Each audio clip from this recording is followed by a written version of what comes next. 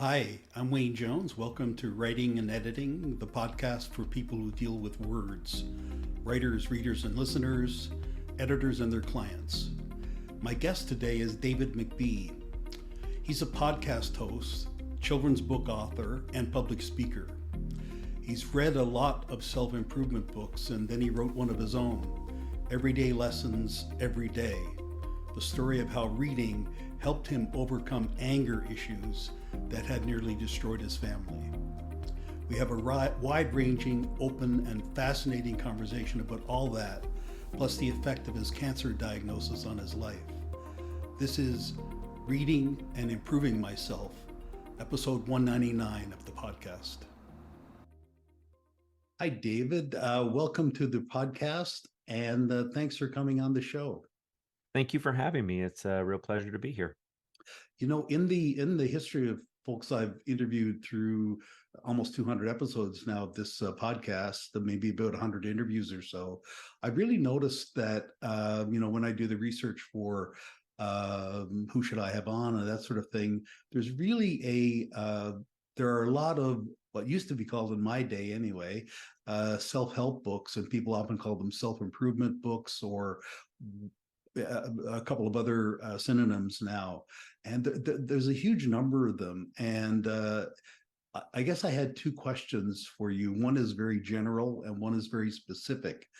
What the general one is, and in a certain way it's rhetorical, it's not as if I expect you to have an answer, but does the presence of all those books indicate something about something very troubling at the core of what's going on in our society?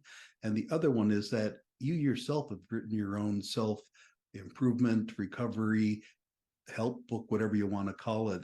And as I mentioned to you before we were recording, I was struck by that it had to do with anger issues, and that was intriguing to me. So I wonder if you could address those two questions. Well, let's do the first one. Is there something troubling at the core of our society? I mean, I have my opinions about the darkness that social media has cast across our lives, but I think I read somewhere recently, and I don't remember where, but that self-help has kind of grown almost at the same pace that the adoption of religion has declined. Wow. And so it may be that people are searching for answers, searching for solutions to improve their lives, and they've been turned off of religion for whatever reason, and are searching for something bigger than themselves. And self-help has kind of stepped up and filled that gap. I know for me, I grew up Catholic, and so that came with a lot of guilt, a lot of rules, a lot of things that I really disagreed with, the dogmas of the church, while at the same time I was surrounded by great people and, good messages. I had to walk away from the church because of all those other things that I disagreed with. For sure. And that it wasn't too long after that happened that I discovered a book called The Secret, which I'm sure you're familiar with. Yep. And I'm not saying that The Secret has become my religion, and it hasn't by a long shot, but it also filled in a lot of those gaps about how I could, improve my life and find happiness, things that I, walked away from the church. Today, just for the record, I'm still a man of God, just not a man of the church. Mm-hmm. Your second question, you'll have to rephrase it for me again. I have over 50 brain. I have an over 60 brain, so fortunately I have notes in front of me. I was asking you specifically about your own self-help or self-improvement book called Everyday Lessons for Lessons Every Day. Everyday Lessons Every Day. Yes, exactly. I remembered it because as an editor, one of the everydays has a space in it, one doesn't. So that's why maybe that's why it threw me off. But your book had to do, and I was reading about it, and this was, I believe, maybe 3 or 4 years ago now. I was interested in basically the description.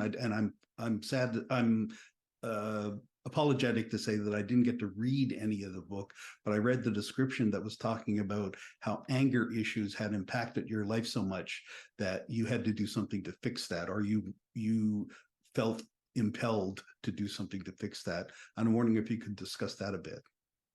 Yeah, I don't know why I had anger issues. I had these demons, you know, it was just a darkness inside of me. And when the book came out, people were really shocked to hear that, because I've always presented myself as such a positive, happy person. And I liked to think of myself that way. But maybe it was a little bit of OCD. Maybe it was a little bit of, uh, I don't want to get into my own personal issues in too much depth, but things just irritated me. You know, like they really took me to the next level. Like, you know, like my daughter leaving the lights on in her room after I'd asked her 418 times to turn them off. Like, it didn't feel like a lazy teenager or just a teenager, not even a lazy teenager. It felt like a personal insult to me. Like, you don't respect me because, you know, if I were to ask one of my employees to do something, they're going to do it immediately, but my own daughter won't, you know? So I just anger over stupid little things. I talk about it in the book, people driving slow in the fast lane. And, you know, I want to go faster than you. Like, get out of my way. Like, I would rage over that rage, you know, and I would pass them on the right and make sure they knew I was mad at them, you know. And I was like, those things kind of started adding up, and I discovered that my family was kind of walking on eggshells around me. Like, they didn't Mm, want to set dad off, you know, like, right. which dad is coming down the stairs this morning? Is it the cool, fun, happy dad, or is it the one that's pissed off because I left a sock somewhere, you know? And I had always been a fan of self-help books on and off since my 20s. So I decided that um, I needed to do something to repair my relationships with my family. So I decided to go on this journey of reading a self-help a book or a self-improvement book of some kind every single day, no matter what. Like like religiously, ironically, that word kind of works there, you know. And my book is the story of how my life improved over the 6 or 8 months that I did that, Mm. and how I was able to quiet the demons and find a great deal of lessons in these books, and how I was able to bring happiness back into my home. And so that's what Everyday Lessons Every Day is all about. And I call it a self improvement book because selfishly, it improved me. Mhm. People who have read it say they can relate to it and they've learned lessons from it, but I didn't really write it to improve other people. That's one of the things I don't like about self-improvement books is these people preach at you like, you need to do this, you need to do this, you need to do this to be happy. I just think everyone can find their own happiness. This is my story, and I was willing to share it with the world. Two comments I would have on that. One or three comments. One is that, and I don't mean this sounds very paternalistic, but it's a tribute to you recognizing that and then doing something about it. I think there are a lot of people in the world who just continue to be that dad that's coming down the stairs, that dad and husband that's coming down the stairs, and the family, just for the whole life of the family, never knows who he's going to be, and that's the way it is. And he's become such a macho entrenched guy in that's just what they put up with until the teenagers move out and they don't have to deal with it so much. The other thing is about self-help books. Uh, I've always I've since read some, and I prefer the term self-improvement because I find self-help book has a kind of a negative connotation about it, partly because of what you're saying, but partly because and you may have discovered this in your reading of them, that there's a whole range of quality, maybe as there is in any genre or subgenre, from the crappiest thing that calls itself a self-help book that is going to do no one any good to something that can be really life changing. And did you find that in your reading that there were, of the 20 minutes or the whatever you spent during the day reading a self-help book, that there was some crappy stuff that you're reading, are you thinking, I need to drop this one and move to the next one? Yeah, and as a completist, that was really hard for me. Like I'd Right. get into it, and I consume my books through Audible, so I'd get an hour and a half into a 7 or 8 hour book, and I'd be like, "Do I finish this?" Because it's kind of the same rhetoric I've heard before, or I just don't believe the author sometimes. I feel like there's like a recipe for a good self-help book, and I felt like sometimes they were just following the recipe to put something out to sell. But generally, I would I would read books that people recommended to me, Hmm. or sometimes I felt like they just came to me almost through fate, almost, an ad on the internet, or one author would mention another author. An author I love talks about another author. I'm like, okay, who's that author? And I go start to Right. discover who they are. And so mostly I feel pretty good about the ones I read. Yeah. Do you still read them? Because you'd mentioned also, I think this was in either on Amazon. And by the way, your own book on Amazon, I just had a look. This is, I believe, at least where I looked, it had, not only did it have 60 ratings, but even at that, it still had 5.0. No one thought, yes, whoop, whoop. No, and seriously, that's there's always someone out there who says, "What's this piece of crap?" kind of thing, and gives you a one, and you'll never get to the five again. That's pretty impressive, really. So anyway, that's not where, but that's not why I asked you to come here. So, do you still find yourself reading self improvement books, or is there less need or less desire for that? I absolutely still read them. Um, I I mentioned The Secret earlier. I've probably read that particular book a dozen times, and then its sequels are a big part of my regular reading. The Power is another one. It's really all about love. It's the whole book is about how powerful the emotion of love is, and the feelings of love, and the spirit of love. Um, these days, I'm actually finding myself reading a lot more about health improvement. Right. Just read Tony Robbins' book Life Force, which, by the way, is like 24 hours long on Audible, so that was a beast. But it's for me, I'm reading a lot about health and longevity, and you and I talked previously to this interview. You understand why. It's because I was diagnosed with cancer about a year ago, and so I am reading everything I can uh, to mitigate that, um, the symptoms of cancer, and hopefully heal myself at some point. But I'm also reading a lot more spiritual books. I just read um, Rainn Wilson's book Soul Boom. I don't know if you're familiar with that one or not, but I'm not. No. absolutely it's an absolute cool look at spirituality and religion in today's world of pandemics. And I don't mean the COVID pandemic. I'm talking about pandemics of the youth having depression and things like this. And I'm a absolute lover of the Conversations with God series by Neil Donald Walsh. It has reconnected me with God in a way that I just really, really needed. Wonder if I can ask you a little bit about that, just coming out of that, about God and about religion. You talked about that, about basically leaving, what do they call it? Organized religion. Yeah, Yeah. Catholicism in my case. The old joke about that is that there are only two things in the world that are organized: religion and crime. No, but seriously, I grew up in a religious household too that combined me going to Catholic school with me facing Pentecostalism at home. And in about my mid-teens, I became an atheist and have been ever since. And I wonder if you can say about which is the egg and which is the chicken, so to speak. Did you find that as you got into reading more about the self-help book, that somehow there's something spiritual sort of happened or came out of all that reading, or did it start with some sort of epiphany that had to do with religion and God, and then that helped you along in understanding that reading. If Does that make any sense? It does. And it's a really good question. Like, did the books lead me to God, or did my desire for God lead me to the books, is kind of what you're asking. Exactly. Yes.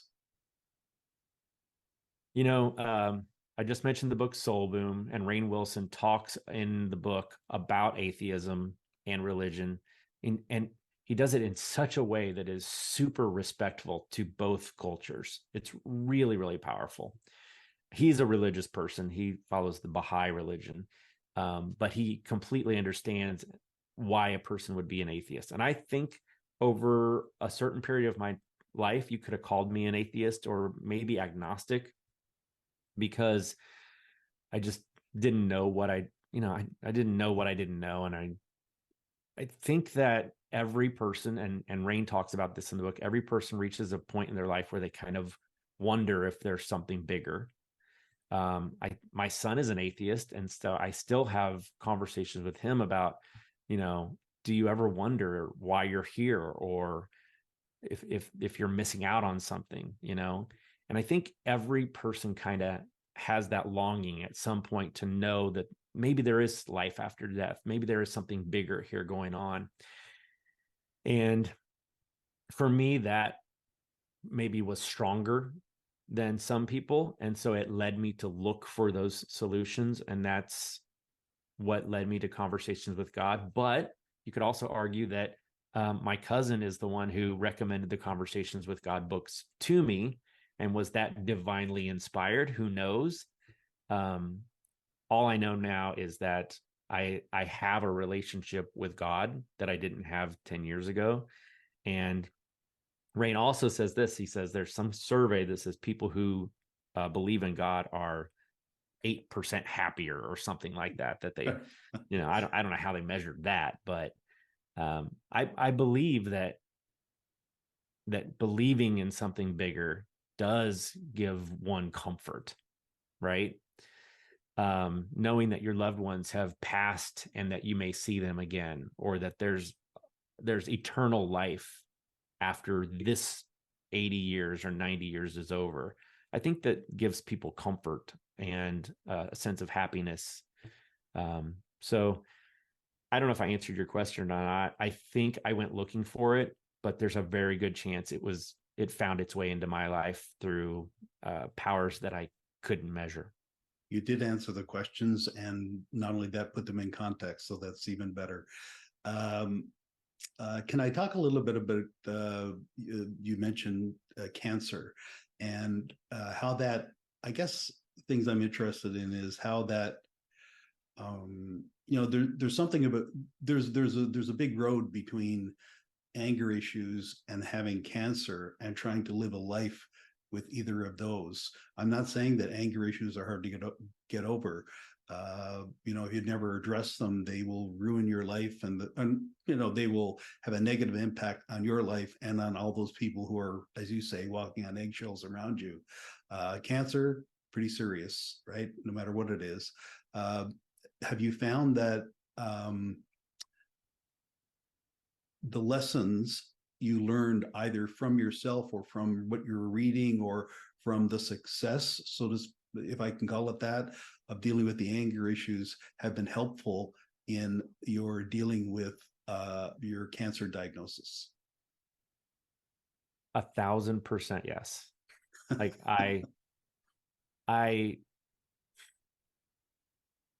before I say what I'm about to say, I think it's really important that I put it out there that I believe there are external factors that cause cancer. There's genetic mutations, there's toxins in our world, there's smoking and drinking and being obese and all those things, right? In my case, I have what's called NET cancer, or neuroendocrine tumors, and it is a genetic malfunction, if you will. However, genes, what I've learned through the study of epigenetics is that genes can be turned on and turned off. So a woman with the BRCA gene, for example, may or may never ever get breast cancer. It's because that gene isn't activated for whatever reason. Now, what could activate those genes in myself or that person could be the external factors, the smoking, the toxins. I believe in my case, and in my case alone, that I was swallowing my anger, sitting on my anger, holding in my anger. I was an overachiever beyond compare. So working very, very hard to be successful, always wanting to take things to the next level, always wanting to be more. I believe those things contributed to my cancer manifesting. And because of that, I have had to take very strong stance in dealing with my cancer by letting those things go, by dealing with my internal demons, by meditating, by praying, by sleeping more, by taking breaks, by not worrying so much about my work success, right? I believe I'm healthier now than I have ever been in my life, mentally and physically, except for a couple of stupid freaking tumors in my liver, right? But other than that, I have changed so much of my life because of what I've learned through these books that I'm better for it. And you may find this absolutely shocking to hear, but I think for me, cancer has been a teacher. It has taught me so much about embracing life and improving my relationships and letting the little things go. And I don't think, do I want it to go away? Yes. I want it cured. I want to beat this. I want to heal. I will heal. Let me say that. That's the secret talking, right? I will heal. I am healed. I'm grateful for being healed. But if you could tell me I could go back in time and not go through this, I don't think I would take you up on that. It has been that impactful to my life in such a positive way. It's interesting, and I don't have cancer as far as I know, and I go to the doctor regularly, so I'm fairly certain of that. But just to generalize, and I hope not minimize what you're saying, um, I found that for many things in life where if before the thing happened, someone to say, "Would you like this to happen?" I would say, "Of course not, I wouldn't." But once they happened and I went through them and came at the end, the one that comes to my mind is, frankly, when my wife left me. If someone had said to me 2 days before, "Would you like this to happen?" I said, "Of course not." But it was one of the most formative, instructional, best improving things that has ever happened in my life. And I look back now and I say, in a way, blithely, I'm glad she left me, which I don't mean disrespectfully in a way, but I understand what you mean in general terms. Yeah, no, definitely. Can I ask how you spend your days these days? Are you still writing? How do you uh, fill up your time? So I work for a tech company, and I am I'm the lead trainer there. So I train our clients how to sell our technology. And I also host my own podcast called Simplify TV, which is all about media and digital advertising. So I spend a lot of time in Zoom conversations like this, but we talk about much lighter topics, like connected television or display ads, things like that. But to really answer your question, I have made a much more conscious effort to find balance. Used to be, and I work from home like a lot of people. Used to be I'd come to work at 7:30 in the morning when my wife went to school. She was a teacher, and I would work until she came home at 4:30, and I would pretty much be at my desk the whole day with a brief break for lunch or water or whatever. Today I get up and I walk every morning, and throughout the day I take breaks and I walk and I walk and I walk. I walk about 35 miles a week because I'm just constantly walking. And while I walk, I listen to my books. Mm-hmm. Or I have a playlist that I call my About Hope playlist, and it's all songs about hope. And so listening to those songs fills my soul. And I also try, and I don't always do this every day, but I try to meditate for 10 or 15 minutes in the afternoon. So it's a much more balanced life. I am still working. I'm working hard. I'm accomplishing just as much as I ever did, sometimes more. And sometimes I'll even work into the evening, into the 6 o'clock range, but I have taken enough breaks throughout the day that I don't feel completely wiped out.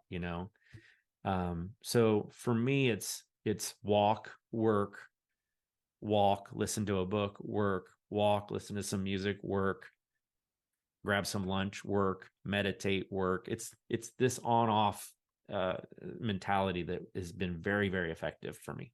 That sounds very balanced. Let's think of work as fiber. So you need fiber in your diet, but you need other things in your diet as well. So that's very good. I live It's a good analogy. I like that. I live a similar life. I'm retired now. I used to be an academic librarian, and so I have the opportunity, and I would consider luxury, of arranging my life just the way I want it. And I do only what I would like to do. And some of the things that you mentioned, I also do. The other one, and I was meaning to ask you about I would like to ask you about this one, is you mentioned about on your walks, either listening to a playlist or listening to your books. But you also mentioned meditation. I presume at least meditation involves silence. Is that right? Well, actually, for me, I kind of like a little bit of meditation music, just kind of the same thing you'd hear at a spa or whatever, only because that kind of gets me into the zone. If I just try to meditate, I seem to hear everything. A car's driving by, or the birds, or squirrel in the woods. I go out to the backyard. So a little bit of background music actually helps me stay focused on my breathing and my meditation. I also sometimes use guided meditation. Right. The app Calm has been real instrumental for me. Tamara Levitt's voice is just like magic to me. When I hear that, I'm much like, okay, I'm there with you, Tamara. That's fantastic. So that's been instrumental. But I also, once in a while, I'll just go to YouTube and do healing frequency music, or guided meditation for healing, things like that. So lots of really good tools to help you meditate if you can't just sit there in silence. Yeah, for me, I'm not sure if you'd call it meditation, but I have periods in my every single day where there is, and I especially like it late at night, where there's not only silence but darkness, and that is pretty lovely. And I do similar to what you do during the day. I take breaks at all sorts of times and all that sort of stuff. But that's why I was curious about the music or the words. My last question, and maybe a too personal one, but it probably shouldn't be. And I don't see it from for listeners out there. I can see David on video, but you can only hear him. But I think I saw from one of your photos online that you have a tattoo on your bicep. Are you willing to say what's written there? Sure. It's actually the word gratitude, but it's in reverse, so that when I look in the mirror, I see it. And this is a brand new tattoo that I got to show my gratitude for my cancer journey, honestly.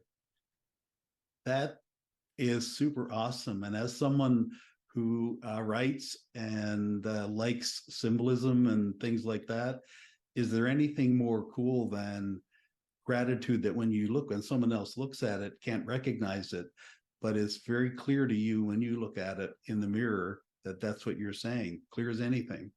That's very good. David, this has been excellent. We started off when we started communicating 6 weeks ago or so or more. We wanted to talk about children's books. This has been super awesome. I really appreciate your time. Thank you. I appreciate you having me on the show. Thank you. And that's all for today. Thanks for listening. Check out the show notes for links. My guest on the next episode is Angèle Proteau. He's a writer, but also a teacher and coach for those wanting to learn French. We talk about his teaching techniques and some of the big differences between French and English. That's on Monday. Please join me.